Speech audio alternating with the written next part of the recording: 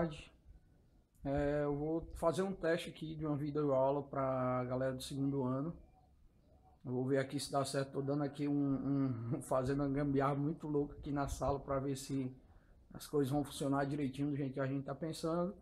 E vamos tentar ser bem breve para que as coisas saiam do jeitinho que a gente quer, vídeo curto, mas que todo mundo possa dar uma relembrada no conteúdo que vai estar lá na nossa prova bimestral.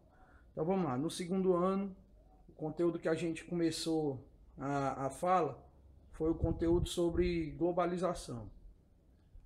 Eu conversei com a galera que a globalização ela é um fenômeno bem recente, né? Ela é um fenômeno que principalmente tem como característica diminuir distâncias, tá? É um fenômeno que tenta, de uma forma bem prática, tentar tornar os países cada um mais próximo que o outro, seja numa relação econômica, cultural ou qualquer coisa desse tipo. E a globalização ela vai promover dois tipos de transformações que são essenciais para os dias de hoje. Uma é o avanço dos meios de transporte e outro o avanço nos meios de comunicação.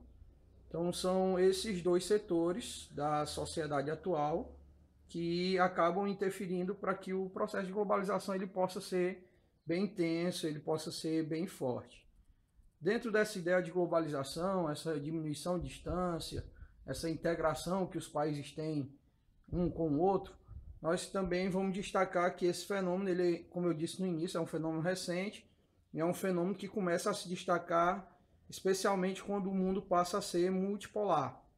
Aquela ideia de multipolaridade que a gente viu quando os Estados Unidos e a União Soviética deixam de ser as grandes potências econômicas que existiam, e a gente passa ainda a ter, claro, os Estados Unidos como uma grande potência, mas aliado a eles nós temos lá na Ásia também um destaque para o Japão, e na Europa a Alemanha, agora a Alemanha unificada, coisa que lá na época da União Soviética a gente tinha aquelas duas Alemanhas, oriental e ocidental. Bem, galera, uma outra característica da globalização que a gente conversou foi em relação aos pontos positivos e os pontos negativos que ela oferece, né?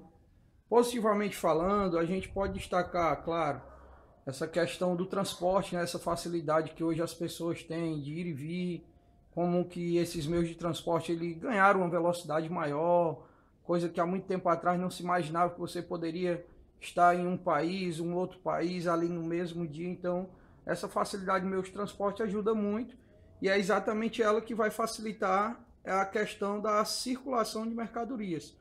Claro que a gente está falando também de circulação de pessoas, mas para a globalização, a circulação de mercadorias ela é mais interessante, de certo modo. Tá?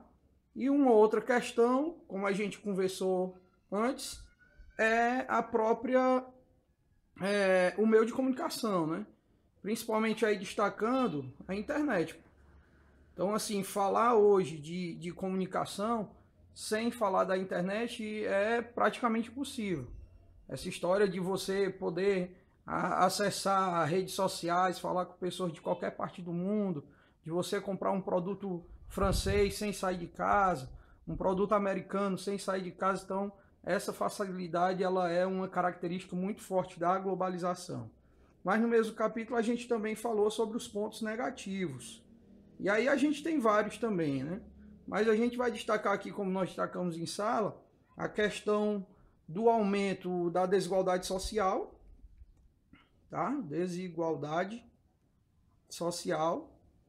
Somada a isso a questão do fator desemprego, porque o mercado ele passou a ser mais competitivo, ele passou a ser mais tecnológico, e as pessoas precisavam se adaptar a essa realidade. Aquelas pessoas que não acabaram ficando desempregadas. Uma outra questão também muito forte hoje são os crimes virtuais, né? Algo muito comum hoje, existem até quadrilhas que são especializadas nesse tipo de ação, né? Então, assim, ao mesmo tempo que a globalização ela gera pontos positivos, ela também gera pontos negativos, e esses pontos negativos, eles só crescem. Bem, galera, e a nossa última parte, lá no capítulo 4 do livro de vocês, ele fala sobre o início do século XXI, que é um início de um século bastante complicado, né?